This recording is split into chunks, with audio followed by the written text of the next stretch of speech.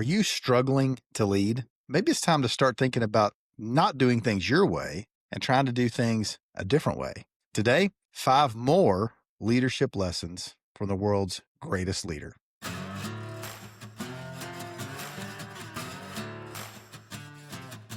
Welcome to the Called to Lead podcast. I'm your host, Colby Rich, and today we're looking at 5 more leadership lessons from the life of Jesus. Maybe the best place to start would be to reflect on the first 5 that we have previously talked about. Number 1, lead by serving. Anytime we're willing to be a servant leader and show our people that we're willing to get down and get our hands dirty with them, that's always beneficial. It shows people that we're willing to do whatever we're asking them to do, and we can't expect people to do things that we're not willing to do ourselves. Number 2 was compassion over control. Jesus cared more about the people than the numbers. He showed compassion. He got to know people. He invested in relationships.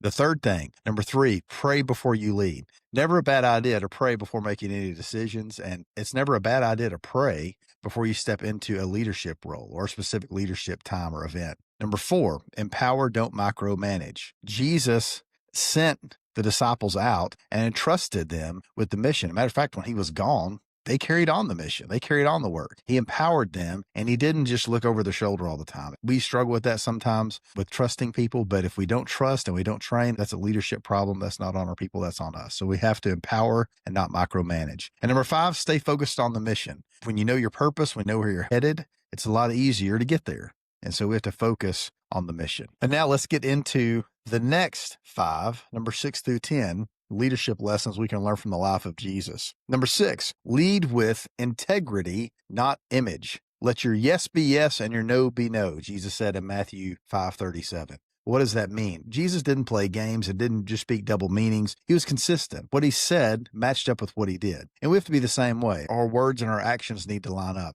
We can tell somebody to do something, or we could tell somebody that we expect this, but if we don't do that ourselves, then we're not leading with integrity. And the other thing, are you leading for approval or from conviction? Are you leading and making decisions because you know something is right? Or are you making that decision because you want approval of people? Because those are 2 radically different things. Jesus didn't perform for the applause. He spoke truth even when it cost him. And we have to be willing to do that too. We have to be willing to speak truth, even if it costs us everything. We have to be honest, and we have to be people of integrity. Number 7, see potential in the overlooked. Look at who Jesus called. He called fishermen, tax collectors, pretty much the unqualified. He could have went to any synagogue or business or any of the well-to-do people in town and said, give me the best of the best. And they probably would have known who those people were. But that's not what he did. He went and specifically targeted certain people that were unpolished. He saw the gold where others just saw grit. Think about Peter. He was impulsive. He was unstable in some ways, but Jesus called him rock. The name Peter literally means the rock. Who around you needs to be believed in more than they need to be fixed? We see people as things that we need to fix sometimes. They have this issue, and if I could fix that, they'd be good. Maybe they need to be believed in and encouraged and pushed even sometimes to be successful and not be fixed. Maybe some of the flaws that you think are so wrong are the things that make that person unique and individual, and the things that they're really good at can balance those things out because you have flaws too. So who around you needs to be believed in more than fixed? Jesus saw the potential in the overlooked. Number 8, confront with grace and truth. Jesus in John chapter 8, verse 11, meets a woman who's in a crowd, and the crowd is wanting to stone this woman because of some sin that had been made public in her life. And Jesus comes to her and he says, neither do I condemn you. Now go and sin no more. Now, he told the people, you can't condemn her because you all have sin. And he even says, let him who has no sin cast the first stone. And of course, all the people say, not me.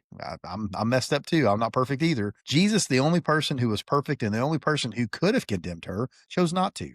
He was full of grace, but he was also full of truth, and never one without the other. He corrected without condemning. He challenged without crushing. What would your leadership look like? What would your organization look like if every time that you were going to get onto someone, you put something in the bake before you made a withdrawal? I remember in marriage counseling, our pastor that did it told us, anytime you're going to make a withdrawal from the marriage bank, you got to make sure that you make a deposit as well. And sometimes with encouraging and with confronting, it's the same thing. We have to make sure that anytime that we're going to bring something negative up, that we bring up something positive too.